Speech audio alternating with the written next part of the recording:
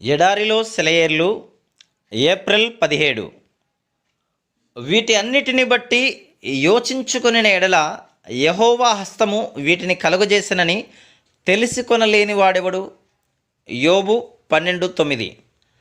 చాలా సంవత్సరాల క్రితం ఆఫ్రికాలోని ఒక గనిలో ప్రపంచ చరిత్ర అంతటిలో కని విని ఎరుగని ప్రశస్తమైన వజ్రం ఒకటి దొరికింది. దాన్ని ఇంగ్లాండ్ దేశపు రాజుకి ఆయన కిరీటంలో పొదగడం కోసం బహుమతిగా ఇచ్చారు. ఆయన దాన్ని మెరుగుపెట్టించడానికి ఆమ్స్టర్డామ్ నగరానికి పంపాడు. ఒక నిపుణుడైన వజ్రకారుడికి దాన్ని అప్పగించారు. దాన్ని అతడు ఏం చేశాడనుకున్నారు? ఆ అమూల్యమైన రాయిని తీసుకొని చిన్న గాడి చేశాడు. తన పనిముట్టును ఆ గాడిలో పెట్టి ఒక దెబ్బ కొట్టాడు. ఆ వజ్రం 2 ముక్కలైంది. ఎంత నిర్లక్ష్యం! ఎంత వ్యర్థమైపోయింది! అంత అజాగ్రత్త ఏమిటి అనుకుంటున్నారా? పొరపాటు.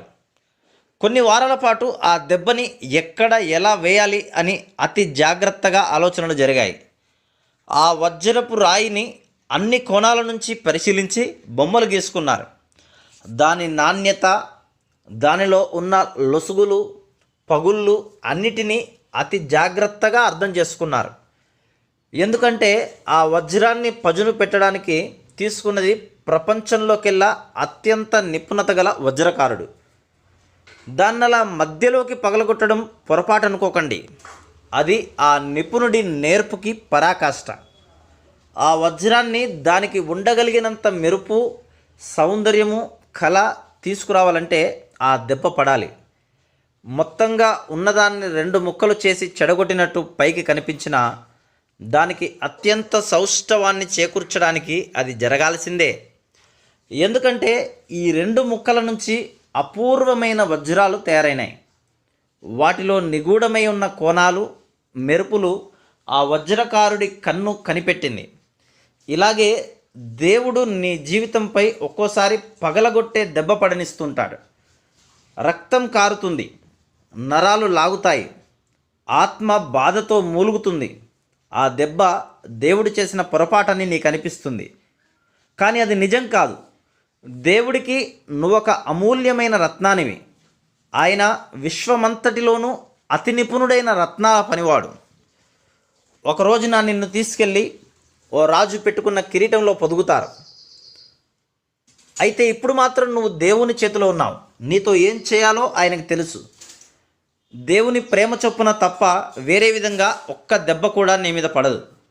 నీవు ఊహించని, ఆలోచించని ఆత్మీయ ఆశీర్వాదాలు ఆ దెబ్బ మూలాన నీకు సమకూడుతాయి.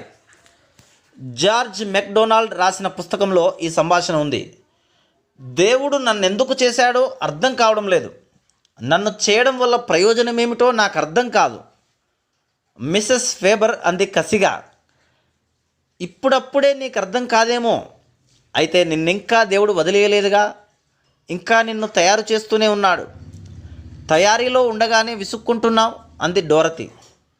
మనుషులు తామింకా తయారవుతున్న స్థితిలోనే ఉన్నామని నమ్మాలి. దేవునికి ఇష్టం వచ్చినట్టుగా తమని తయారు చేయడానికి సమ్మతించాలి.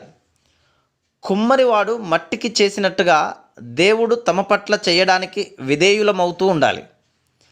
ఈ తయారీలు వాళ్ళ మీదకి వచ్చే పీడనాలను, ఉలి దెబ్బలను ఓపికతో ఆహ్వానిస్తూ ఉండాలి. నొప్పిగా ఉన్నప్పటికీ భరిస్తూ ఉండాలి. ఇలా చేస్తే తాము చివరికి ఎలాంటి రూపుదిద్దుకుంటారో గుర్తిస్తారు. తమని కుమారులుగా మహిమలోకి తీసుకురావాలన్న ఆయన ఉద్దేశాలను కనుగొంటారు. Praise the lord.